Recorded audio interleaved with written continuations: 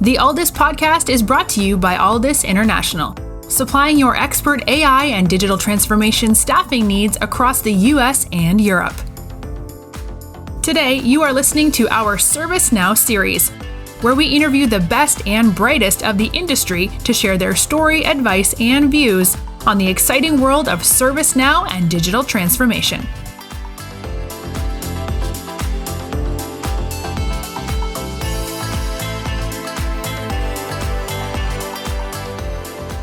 Hey everybody, it's Mark Kelly here. Hope you're doing really well wherever you are today.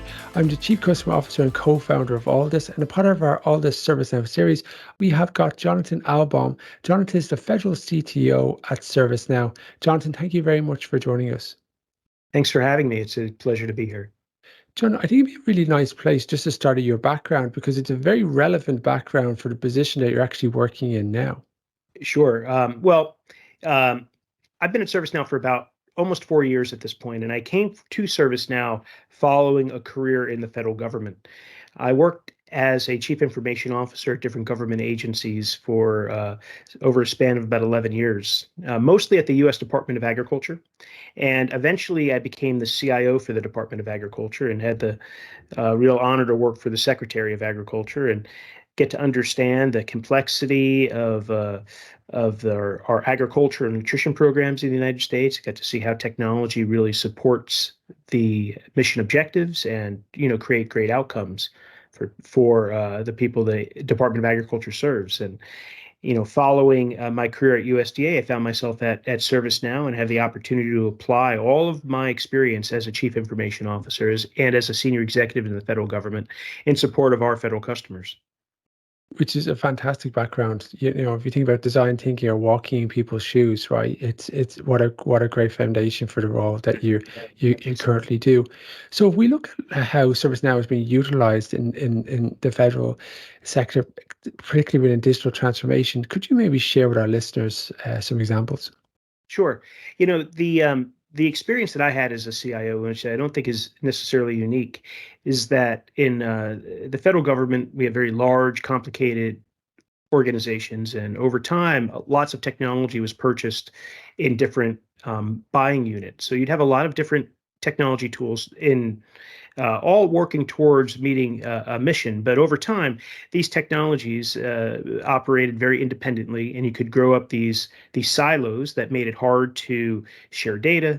It could make it difficult to maintain a modern IT architecture. It would be, it can be less secure than we want because we have so many different kinds of technologies to manage and secure. So that's sort of the nature of these large government agencies.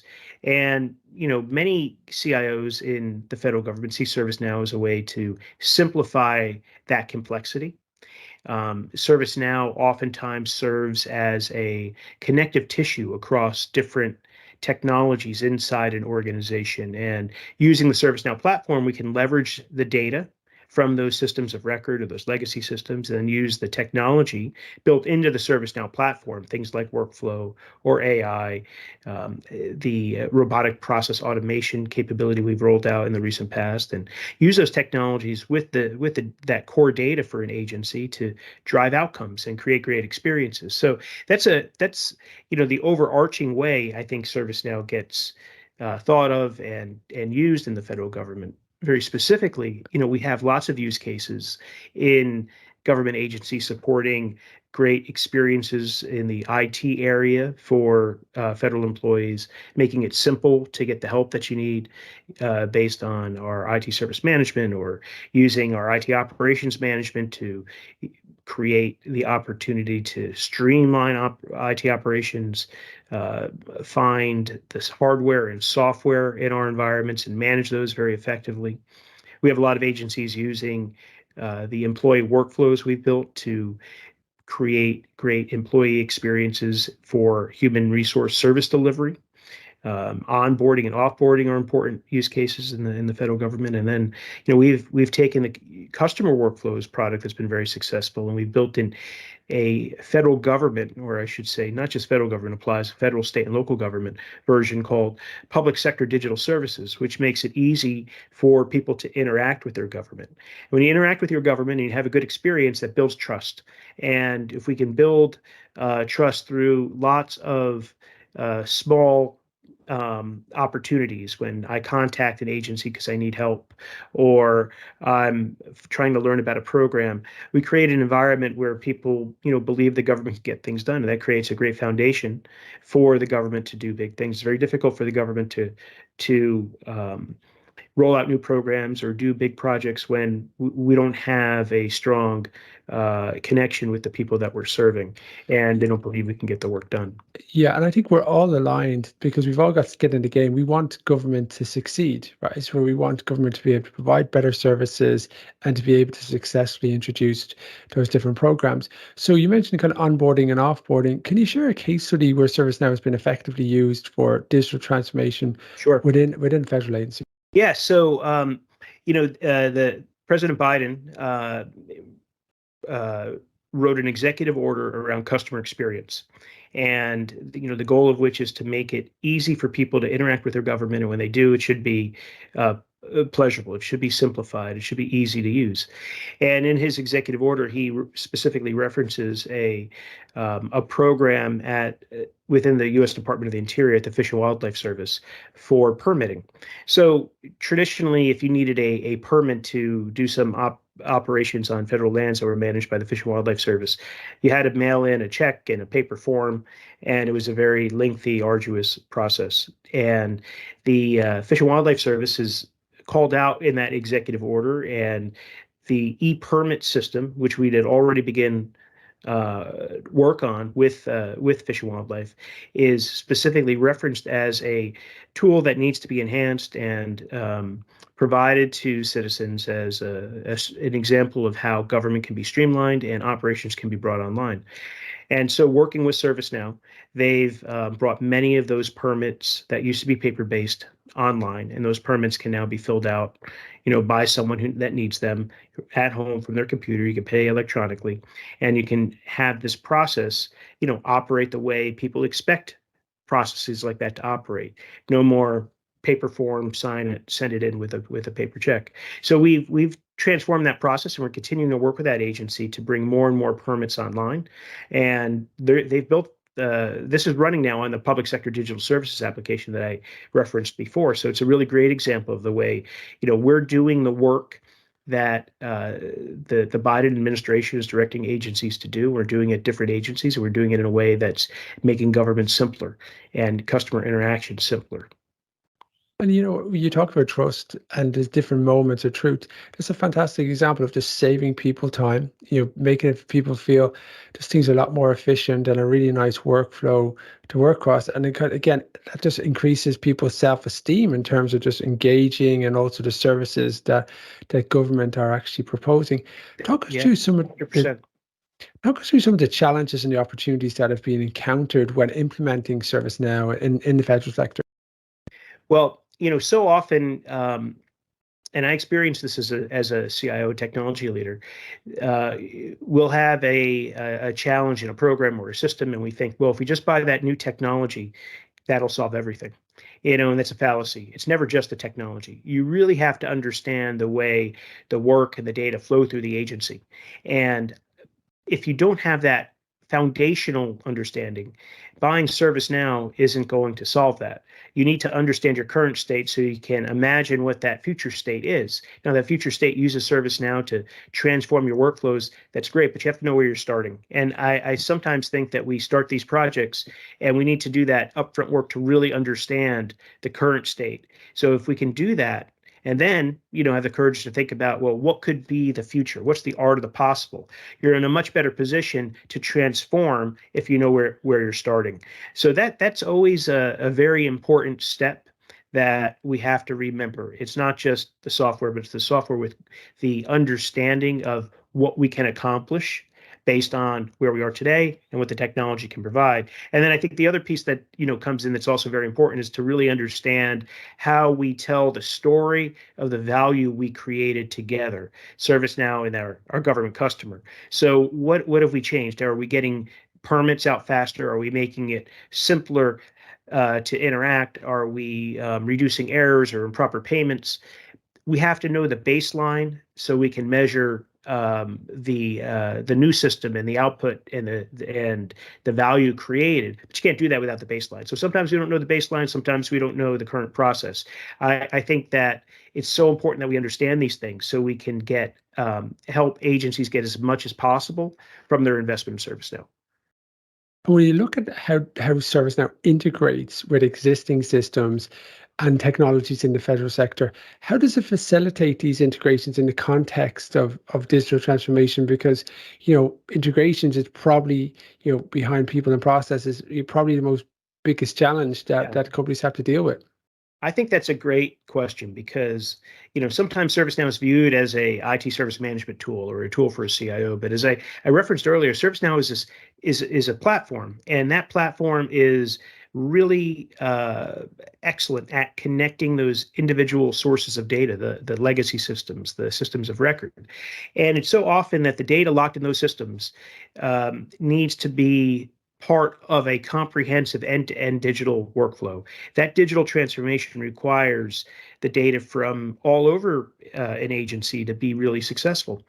ServiceNow, as a platform, can connect those underlying systems and then use the technologies in the platform that are built in, AI and RPA and all these things, to drive an outcome and do it with a modern interface or on a mobile device. And we're cutting down on the need for a customer service agent or a program analyst or someone to go to many different systems to get data and pull it together manually, pull it in a spreadsheet so they can do an analysis or dig it out through email. Come to ServiceNow, and if we deploy it the way I'm describing, you can have all that data in one place so you can understand the current state of the process you're performing. And to the extent that we can automate it, let's automate it using the technologies on the platform. We talk at ServiceNow, we talk a lot about the idea of hyperautomation, which is putting all these technologies together and driving to an outcome by automating as many steps as possible. And when we do that, we can really digitally transform and take time away from the administrative or mundane or not real value added steps and get people focused on the job that they were hired to do and get them focused on the really consequential decision making that only they can make. But they spend a lot of time gathering data or information from lots of systems. So let's streamline that process using the ServiceNow platform as that integration point. And once we have that data integrated and we can use workflow, well, we can gain a lot of time, but we can also accomplish some really great things. How does the use of ServiceNow help in ensuring data security and privacy critical factors in the federal sector? Yeah, another great question. So ServiceNow is a born in the cloud company. We've always been a cloud-based capability, and over time we've invested heavily in creating a cloud for the U.S. federal government, and that cloud meets all of today's current security requirements. The government community cloud, as we call it, operates at a FedRAMP level high and a Department of Defense impact level 4, which are very strict standards. Now we've taken that a step further, and in a recent partnership with Microsoft, we've launched a version of ServiceNow that operates in Microsoft Azure at a DoD impact level number 5. So that's even greater security for our customers in the Department of the Defense. So we're continuing to focus on security, and we've made considerable investments over the past 10 years to get to this point, and I fully expect that we'll continue to do so. So when we're operating at these levels, agencies have the ability to store data in the cloud, to use ServiceNow for critical processes, and depending on the level of security, they have additional options they could consider. which is so important, particularly in the field. And we've had guests from Microsoft telling that story as well, which is, great. Two companies coming together and offering additional benefits. When we look at ServiceNow affecting the workforce within the federal sector, has it necessitated new skills or training? Because I'm guessing there's probably been a morale boost knowing that these additional services are going to be made available, and I suppose allowing for people to be additionally proud for working in the sector. Yeah, so we've had a very public campaign launched recently called RiseUp, and RiseUp is has a stated goal of training 1 million additional people in ServiceNow. So that's going to come from a variety of areas, and we need those people because we have a lot of growth on the horizon for the ServiceNow platform across the federal government and across the world, and you can't grow without people who know your product and can implement it successfully. If you have the right team, you're going to get there a lot faster. So we recognize that, and we're we're training people at a rapid rate so they can be very effective in implementing ServiceNow, and that applies to people who work in the federal government and in our partners and elsewhere. So we, I think we're creating a lot of opportunity for IT professionals inside and outside of federal agencies, certainly in the federal IT community, to have a great career with ServiceNow and together help us really achieve some big things for federal government. And when we look at kind of into the future and looking ahead, how do you see the role of ServiceNow evolving in the federal sector digital transformation journey? So, we've been talking about digital transformation and this idea of transformation for many, many years. I think we're, at the point now where all agencies have acquired a lot of digital technologies. They've spent a lot of money on IT modernization, and now it's time to help them get real value out of these investments. And that is a place where I see ServiceNow playing a tremendous role. If we have these disparate technologies that we bought a lot of technologies during COVID to support remote work and other kinds of capabilities. ServiceNow could play a role in connecting those data, streamlining the workflows that have resulted from the change that we've all undergone, and be that critical linchpin, that connective tissue across an agency to bring people and data systems together.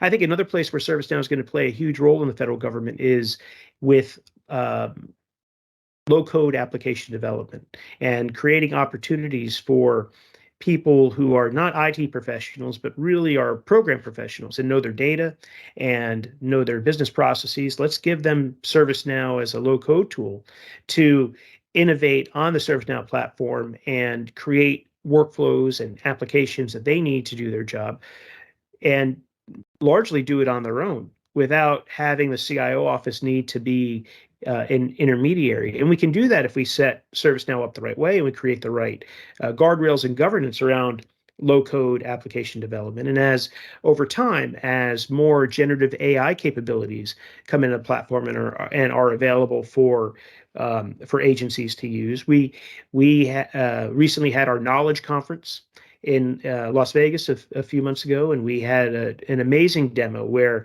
we showed how a person with just their voice could create code that helps ServiceNow workflows get created, or through simple text explaining what they need in a form using generative AI capabilities, which are already being built into ServiceNow and are already there to some extent, create a form and management capabilities so they can have what they need on the platform without needing to know how to be a developer, without knowing who to call in IT. All of that is possible, and it's all coming. And I think those things will be really transformative for our federal customers over time. Yeah, it's a really, really exciting space, and I got to see that firsthand and knowledge too. And the art of the possible, as you kind of said earlier on in the conversation, you're coming with people who've got different types of problems and being creative, and then thinking, okay, how do we use this technology as an enabler to add massive success to improve people's journey, to make that more streamlined and create a great experience, which everybody has got skin in the game and they want to have that, particularly within the federal sector. We crave these great experiences, I hear it time and again. And, we talk about customer experience, we talk about employee experience, but, really the employees are customers of the agency. When I was a CIO, I was providing a customer experience to everybody who came to IT to get a new computer or get a phone or when their printer broke or whatever challenge they were having. And, we always talked about customer experience. And, when we provide the tools to the service providers inside an agency to provide great customer experiences, that's that great employee experience that we're talking about. Those employees that work in organizations where it's easy to work and they have those great employee experiences, they're not frustrated by the technology around them, they are much better prepared to provide great customer experiences. So, and then they feel very engaged in their job and their work and their role in driving these very important missions we have in the federal government, driving them forward. So we have I think a very virtuous cycle here where if we invest in the technologies to make it easy to get your job done, you're going to create employees who are ready to, serve their customers, and we can provide them technology to do that as well. And all that can happen on ServiceNow. Then you throw in the low code capabilities we discussed and let them build applications very rapidly to meet the needs that they have, the unique needs sometimes. And we're working with CIOs to run very tight technology shops where we're helping them understand their hardware and software and saving money for them there. And we're supporting their IT operations and supporting cybersecurity. You can see how ServiceNow can play a role in every aspect of a government agency. And that's really the goal. We know it's possible and we're seeing it happen already. Jonathan Alboum, Federal CTO at ServiceNow, thank you very much for joining us on our podcast today. Mark, thanks for having me. I really appreciate being here.